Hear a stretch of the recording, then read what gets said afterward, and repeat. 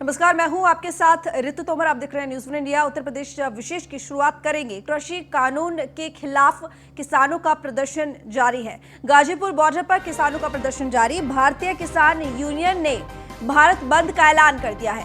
8 दिसंबर को भारत बंद का ऐलान किया गया है। भाकपा प्रवक्ता राकेश टिकैत की सरकार से मांग है कि इस बार 26 जनवरी की परेड में किसानों के पूरे सिस्टम को शामिल किया जाए। ट्रैक्टर हमेशा उबड़ खाबड़ जमीन पर ही चला, उसे भी मिले राजपथ की मखमली सड़क पर चलने का मौका। कल दोपहर 2 बजे 5वें दौर की बातचीत होगी और बड़ा सवाल यह है यहाँ पर कि 5वें दौर की वार्ता से पहले आखिर भारत बंद का ऐलान क्यों किया गया। क्या प्रदर्शनकारी किसानों को नहीं है कल वार्ता में समाधान का भरोसा? तो जिस तरीके से कल 5वें दौर की वार्ता है सरकार के साथ और उससे पहले ही भारतीय किसान यूनियन ने 8 दिसंबर को भारत बंद का ऐलान कर दिया है, जिससे साफ समझ में आ रहा है कि या तो कहीं ना कहीं सरकार पर दबाव बनाने की कोशिश है या फिर उनको पहले से इस बात की उम्मीद है कि कल भी ये जो वार्ता होगी वो बेनतीजा रहेगी, जैसे कि अब तक की जो 4 वार्ताएं हुई हैं उसमें हुआ। तो गौरव यादव इस वक्त हमारे साथ गाजियाबाद से लाइव जुड़े हुए हैं। गौरव, आप किसानों के बीच में मौजूद हैं और भारतीय किसान यूनियन के जो किसान हैं, नेताएं हैं और नेता हैं, उन्होंने सबने इस बात का ऐलान कर दिया है कि 8 दिसंबर को भारत बंद रहेगा। अब जिस तरीके से 5वीं वार्ता से पहले ये ऐलान किया गया है, जिससे साफ जाहिर होता है कि किसानों को कहीं ना कहीं सरकार के ऊपर से भरोसा नहीं है या फिर दबाव बनाने की कोशिश है।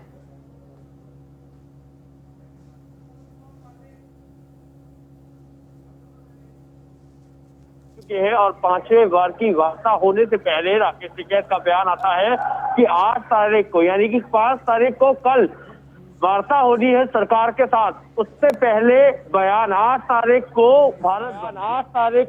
भारत बंद यानी कि कहीं ना कहीं जो वार्ता पहले हुई है जिस तरीके से वो विफल रही है, हो सकता है बेनतीजा रहे कल की वार्ता, या सरकार को पहले से अपनी मंशा साफ कर देना।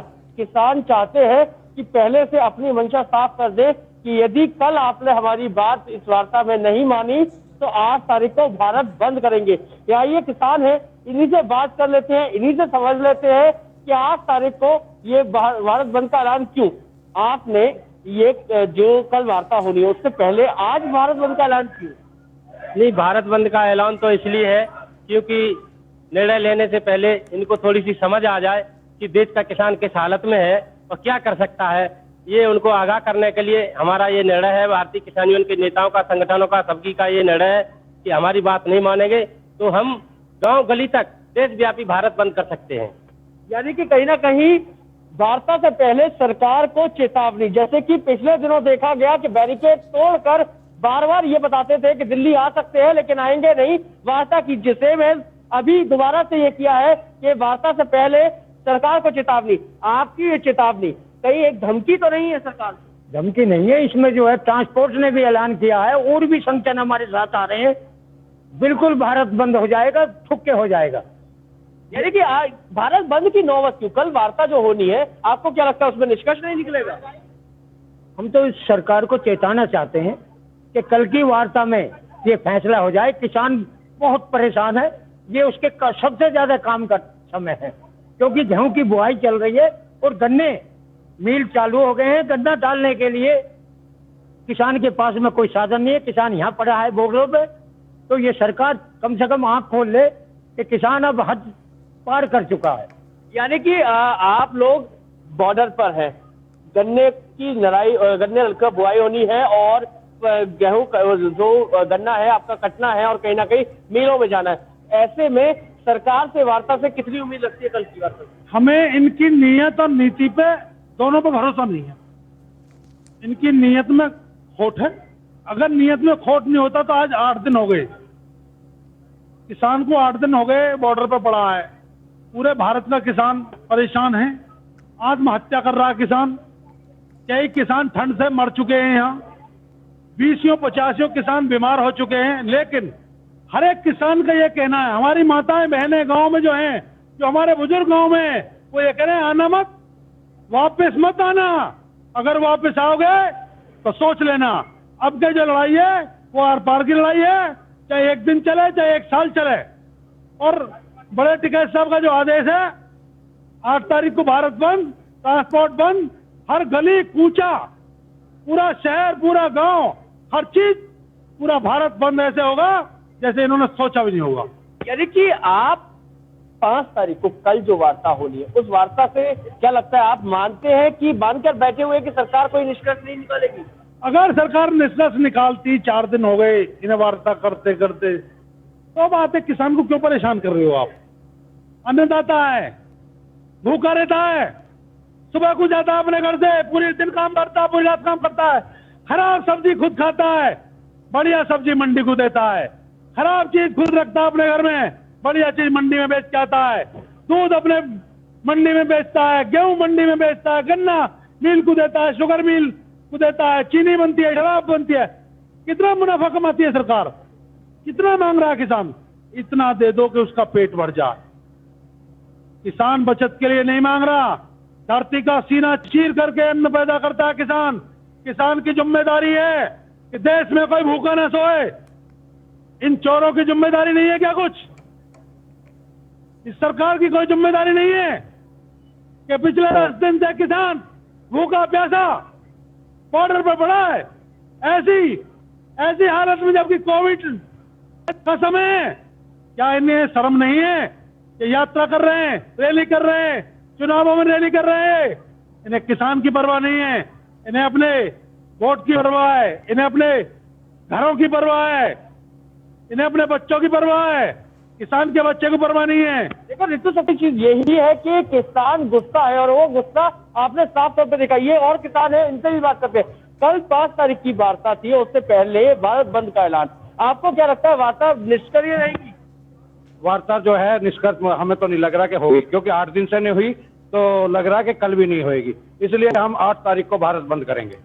8 तारीख को भारत बंद करेंगे। इसकी नियत का खोट तो इस वजह से मालूम पड़ रहा है कि सरकार ही हमारी फसल का मिनिमम सपोर्ट प्राइस, जो सबसे नीचा मूल्य होता है, उसकी गारंटी नहीं देना चाहती है। तो ये जायज है, देश के किसानों के साथ ही गद्दारी कर रहे हैं, छलावा कर रहे हैं, ये जाहिर दिखाई दे रहा है। यानी कि देखो रितु, सबसे बड़ी चीज यही है कि किसान साफ तौर पर कह रहा है जो मिनिमम सपोर्ट प्राइस जो सरकार तय करती है, उसको पे 8 दिन या 4 बार की वार्ता हो चुकी है, 5वें बार की वार्ता पे भी किसान को भरोसा नहीं है। और यही कारण है कि 8 तारीख को भारत बंद का ऐलान कर चुके हैं किसान। और आप देख ही रहे हैं किस तरीके से अंदर से भरा हुआ है, गुस्से से भरा हुआ है किसान, और साफ तौर पर सरकार को चेतावनी दे रहा है कि 8 तारीख को भारत बंद करेगा, और न सिर्फ भारत बंद करेगा, पूरी तरीके से चक्का जाम करेगा। ठीक गौरव, बहुत शुक्रिया आपका। ठीक गौरव, बहुत शुक्रिया आपका। तो भाकियू के राष्ट्रीय प्रवक्ता राकेश टिकैत का क्या कुछ कहना है, देखिए। तो सर, किस तरीके से बंद करेगा और क्यों ये ऐलान किया गया है? देखो, वहाँ पे पूर्ण रूप से जो मीटिंग थी उसमें लोगों ने ये फैसला लिया है, जो किसान संगठन है, ये पूरे देश के किसान संगठनों का निर्णय है और हम सब पूर्ण रूप से उनके साथ हैं। सर, कल बातचीत के लिए भी सरकार के पास जाएंगे, हाँ, तो क्या उम्मीद है सर कल के लिए? बात करेंगे सरकार से बात करेंगे। सर, क्योंकि पहले दौर की जो बातचीत है वो सब विफल रही है, तो लगता है कि इस बार जो आपकी जो बातें हैं वो मानेंगे? देखो, हमें उम्मीद है कि सरकार इन चीज़ों पे सहमति बनाएगी, उन पे काम करे सरकार, उसी से ही इसका हल निकलेगा। किसान बिल वापसी चाहता है, सरकार नहीं चाहती, सरकार को हल तो निकालना पड़ेगा। सर, क्या कुछ और मांगे हैं आपकी जो सरकार नहीं मान रही? बिजली के इशू हैं, क्रेडिट कार्ड का इशू है, तो बहुत इशू है। सबसे बड़ा एक सवाल हमने ये कहा कि डिजिटल इंडिया कैंपेन प्रधानमंत्री का पायलट प्रोजेक्ट है, किसानों को भी उससे जोड़ दो, गन्ना किसानों को भी जोड़ दो। 1.5 साल तक भुगतान नहीं होता तो उसको भी डिजिटल इंडिया के। गाजियाबाद में एक तरफ किसानों का धरना चल रहा है, किसान सड़कों पर ही बैठकर खाना खाते हैं, वहीं दूसरी तरफ एक मार्मिक तस्वीर सामने आई है। एक छोटी बच्ची अन्न की चाह में कूड़ा चुनती हुई नजर आई। ये मासूम अपने हाथों में पेन और किताब ना लेकर खाने के झूठे पत्तल और गिलास उठा रही है, इस उम्मीद से कहीं एक निवाला मिल जाए तो उसका पेट भर जाए।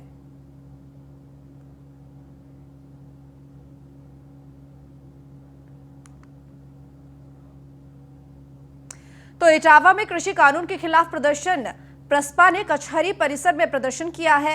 पीएसपीएल कार्यकर्ताओं ने सिटी मजिस्ट्रेट को राष्ट्रपति के नाम ज्ञापन सौंपा है। तो प्रसपा के प्रदेश उपाध्यक्ष रघुराज सिंह ने कानून को किसान विरोधी बताया है। इटावा में कृषि कानून के खिलाफ ये प्रदर्शन, बसपा ने कचहरी परिसर में प्रदर्शन किया और पीएसपीएल कार्यकर्ताओं ने सिटी मजिस्ट्रेट को राष्ट्रपति के नाम ज्ञापन भी सौंपा है। तो किसानों के आंदोलन के बहाने सरकार पर निशाना साध रहे हैं विपक्षी। किसान केंद्र सरकार ने किसान के विरोध में अध्यादेश लाने का काम किया। पूरे देश का किसान आज सड़कों पर है। दिल्ली देखिए, हरियाणा से लेके पूरा किसान आज सड़कों पर है। तो किसानों की यही मांग है, जो एक काला कानून लाया गया है किसान का गला दबाने के लिए, किसान को मिटाने के लिए, उस कानून को वापस लेना चाहिए। एमएसपी को लागू करना चाहिए।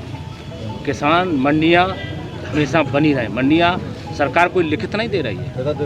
कभी जब किसान वो कह रहे किसानों के हित में, किसान नहीं कुछ पूंजीपतियों के हित में, जब हमारी ये मंडियाँ बंद हो जाएंगी। अभी तो लालच दिया जा रहा है। जिस तरह अब रिलायंस के पेट्रोल पहले गवर्नमेंट के जितने पेट्रोल पंप थे, जब खोल दी तो क्या है, सब किन के पेट्रोल पंप चल रहे हैं? रिलायंस के चल रहे हैं, आपके अडानी के चल रहे हैं, अनिल अंबानी के चल रहे हैं, यही चल रहे पेट्रोल पंप। तो किसानों के यही किसानों की मांग है। पूरे देश का किसान आज सड़कों पर है और प्रगतिशील समाजवादी पार्टी के राष्ट्रीय अध्यक्ष जी, हमारी पार्टी किसानों के साथ है।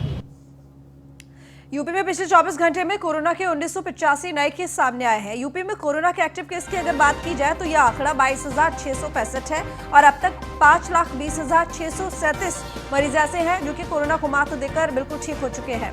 यूपी में कोरोना से अब तक 7,887 मरीजों की मौत हो चुकी है। बीते दिन 1,71,816 सैंपल्स की जाँच हुई और अब तक कुल 1,99,60,393 सैंपल्स की जाँच यूपी में हो चुकी है। कानपुर से खबर, बीजेपी प्रदेश अध्यक्ष स्वतंत्र देव सिंह का बयान कि किसान आंदोलन पर बीजेपी प्रदेश अध्यक्ष स्वतंत्र देव सिंह ने कहा कि आंदोलन में कांग्रेस, पंजाब सीएम और राहुल गांधी का षड्यंत्र है। पीएम मोदी के अलावा किसानों की चिंता किसी को नहीं और न ही किसी ने की। किसानों को समस्या है तो समाधान भी होगा। सरकार किसानों के दरवाजे तक जाकर बात करने को भी तैयार है। किसानों से बातचीत चल रही है और जो भी जायज है निर्णय लिया जाएगा। तो बीजेपी प्रदेश अध्यक्ष स्वतंत्र देव सिंह ने ये बयान दिया किसान आंदोलन पर।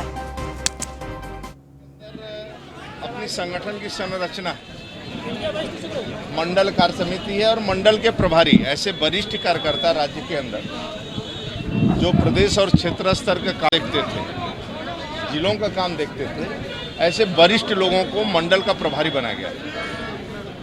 पिछले 7-8 महीने से प्रभारी बनाया गया। कोरोना के कारण थोड़ा फिजिकल मीटिंग बंद थी, इसलिए राज्य के अंदर आदरणीय राधा मोहन जी संगठन महामंत्री, हम लोग राज्य के अंदर सभी मंडली मंडल प्रभारियों का फिजिकल बैठक रखा गया है। आगे संगठन को सक्रिय करने के लिए, संगठन की गतिविधियां नीचे तक पहुंचाने के लिए मतदाता इस समय बढ़ाए जा रहे हैं। पुनर्निरीक्षण मतदाता बढ़ाने के लिए जो अभियान चल रहा है गवर्नमेंट का, ये सभी कामों का एक अभियान, गन्ना किसान मतलब किसी किसानों को परेशानी न हो, गांव की समस्याएं हैं तो नीचे तक अब मंडल प्रभारी नीचे तक बैठकों में पहुंचे, उसकी स्थिति समीक्षा करें नीचे बूथ और मंडल सेक्टर का, इसलिए बैठक हुई। किसान जो है 9 दिन से सर्द रातों में खुले आसमान के नीचे रखने पर बैठा है, सरकार क्या करे? देखिए, कांग्रेस की अपनी रणनीति है, अपनी योजना है। राज्य के अंदर या देश के अंदर आदरणीय मोदी जी के अलावा किसानों की कौन चिंता किया? चाहे किसान सम्मान निधि हो, निम्न कोटे यूरिया हो, चाहे किसी प्रकार के एमएसपी हो, आदरणीय मोदी जी इस समस्या पर भी ये लगता है कोई समस्या इसमें है तो समस्या का समाधान होगा। लोग बात करें, सरकार तैयार है, किसान के दरवाजे तक सरकार तैयार है और किसानों की ही चिंता करती है। मथुरा से खबर, जहां पर एंटी रोमियो टीम और छात्र छात्राओं के बीच मारपीट हुई और एंटी रोमियो महिला कांस्टेबल और एक पुलिसकर्मी चोटिल हो गया। इस मारपीट में छात्राओं ने अपने परिजनों को घटना की सूचना दी। मौके पर परिजनों ने भी अभद्रता की तो सूचना के बाद मौके पर पहुंची इलाके की पुलिस टीम भी। पुलिस ने 2 छात्र और 3 परिजनों को हिरासत में ले लिया है। शहर कोतवाली इलाके के KR डिग्री कॉलेज के पास का ये मामला है। तो आपको बता दें कि इस पूरी ही मारपीट में, इस घटना में 2 एंटी रोमियो महिला कांस्टेबल और एक पुलिसकर्मी चोटिल हो गए। तो एंटी रोमियो टीम और छात्र छात्राओं के बीच मारपीट हुई और इस मारपीट में 2 एंटी रोमियो महिला कांस्टेबल और एक पुलिसकर्मी चोटे। छात्राओं ने अपने परिजनों को घटना की सूचना दी और मौके पर परिजन भी पहुंचे और उन्होंने भी अभद्रता की। सूचना के बाद मौके पर पुलिस पहुंची। पुलिस टीम ने 2 छात्रा और 3 परिजनों को हिरासत में भी लिया। तो शहर कोतवाली इलाके के KR डिग्री कॉलेज के पास का ये पूरा मामला।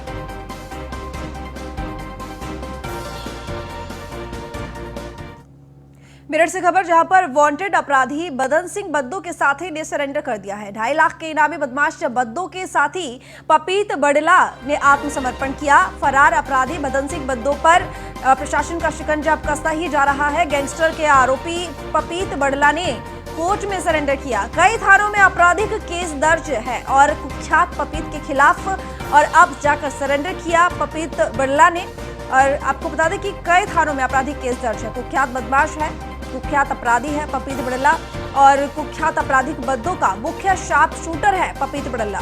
तो पपीत के सरेंडर की पूरी कार्रवाई हुई गुपचुप तरीके से और पुलिस के सामने सरेंडर करके पुलिस की व्यवस्था को चुनौती भी दी। तो फरार बदन सिंह बद्दो के मकान को ध्वस्त करने का नोटिस भी जारी किया गया है। मेरठ विकास प्राधिकरण ने ये नोटिस जारी किया मकान गिराने का और ये तीसरा नोटिस है। तो बहुत जल्द ही बद्दो के घर की ध्वस्तीकरण की कार्रवाई भी शुरू कर दी जाएगी। अमेठी से खबर, जहां पर वकील और लेखपालों में भिड़ंत।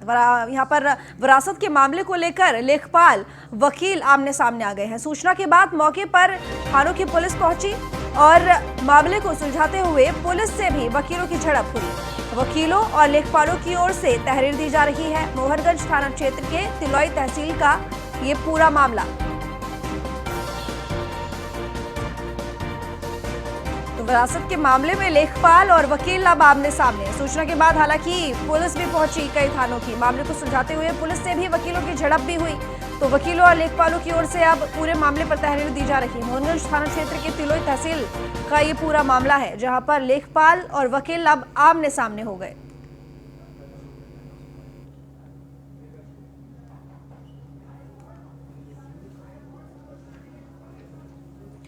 तो तस्वीरें अमेठी की, जहां पर साफ दिख रहा है कि वकील और लेखपालों में किस तरह से भिड़ंत विवाद था विरासत के मामले को लेकर। हालांकि पुलिस भी मौके पर पहुंची और मामले को सुलझाते हुए वकीलों से झड़प भी हुई। तो वकीलों और लेखपालों की ओर से तहरीर भी दी जा रही है। आगरा से खबर, जहां पर उद्यान विभाग ने 190 पेड़ों पर जेसीबी चलाई। उद्यान विभाग की जमीन पर बाउंड्री वॉल का निर्माण हो रहा था। पिछले दिनों भी बाउंड्री वॉल में लाखों का खेल हुआ। उद्यान विभाग ने पेड़ काटने की वन विभाग से इजाजत नहीं ली। वन विभाग ने उद्यान विभाग के अधिकारियों से जवाब भी मांगा। ठेकेदार की मिलीभगत से उद्यान विभाग ने यह बड़ा खेल किया। उखाड़े गए पेड़ों की लाखों रुपए कीमत भी बताई जा रही है। तो डौकी थाना क्षेत्र के कोलारा झील का ये पूरा मामला है। तो लगभग 190 पेड़ है जिन पर जेसीबी चला दी गई। झांसी से खबर है, जहां पर एमएलसी मतगणना के दौरान बीजेपी नेताओं का हंगामा। बीजेपी नेता प्रदीप सरोगी ने एसपी सिटी से धक्का मुक्की की। एसपी सिटी विवेक त्रिपाठी के साथ हाथापाई की गई। बीजेपी के पूर्व महानगर अध्यक्ष प्रदीप सरोगी ने पीटा और एसपी सिटी के पीटने की खबर से एसएसपी दिनेश कुमार पी का इनकार। एसएसपी साहब, क्या तस्वीरें झूठे बोल रही है? कुछ सवाल है जो कि खड़े होते हैं कि यहाँ पर जो तस्वीरें सामने आई है उसमें साफ दिख रहा है, तो आखिर झूठ कौन बोल रहा है? तो फिलहाल उत्तर प्रदेश विशेष के इस बुलेटिन में इतना ही। देखते रहिए न्यूज़ 1 इंडिया।